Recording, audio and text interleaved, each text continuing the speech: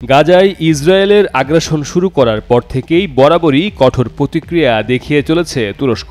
সম্প্রতি দেশটির president Recep Tayyip Erdogan জানিয়েছেন, নাগোর্নো কারাবাখ ও লিবিয়ার মতো ইসরায়েলে ঢুকতে পারে তুরস্ক। এই কথার প্রেক্ষিতে কঠিন প্রতিক্রিয়া দেখিয়েছে ইসরায়েল। সামরিক জোট নেটো থেকে তুরস্ককে বের করে দেওয়ার দাবি জানিয়েছেন ইসরায়েলের পররাষ্ট্রমন্ত্রী ইসরায়েল কাটজ। 30 জুলাই এক প্রতিবেদনে এই তথ্য জানিয়েছে বার্তা সংস্থা রয়টার্স। তার এমন আহ্বানে দুই দেশের মধ্যে উত্তেজনা আরও বাড়তে পারে বলে আশঙ্কা করা হচ্ছে। প্রতিবেদনে বলা হয়েছে, ইসরায়েলের পররাষ্ট্রমন্ত্রী গত 29 জুলাই নেটোকে জোটটির সদস্য হিসাবে তুরস্ককে বহিষ্কারের আহ্বান জানিয়েছেন।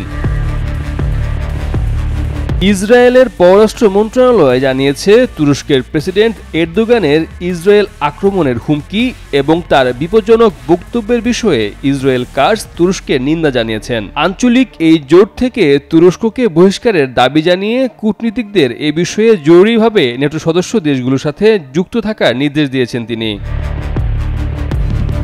গাজায় ইসরায়েলের চলমান আগ্রাসনের শুরু থেকেই তীব্র সমালোচনা করে চলেছেন প্রেসিডেন্ট এরদোগান। সম্প্রতি এরদোগান তার ক্ষমতাসীন এক পার্টির এক বৈঠকে জানান, তাদের অবশ্যই খুব শক্তিশালী হতে হবে যাতে ফিলিস্তিনির সাথে ইসরায়েল এই হাস্যকর কাজগুলো করতে না পারে। যেভাবে তারা কারাবাখে প্রবেশ করেছিল, লিবিয়ায় প্রবেশ করেছিল, ইসরায়েলের ক্ষেত্রেও একই কাজ করতে পারে।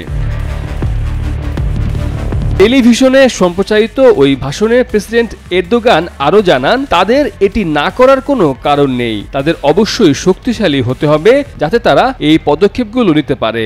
যদিও তিনি কী ধরনের হস্তক্ষেপের ইঙ্গিত দিচ্ছেন তা উল্লেখ করেননি তুর্কি এই প্রেসিডেন্ট।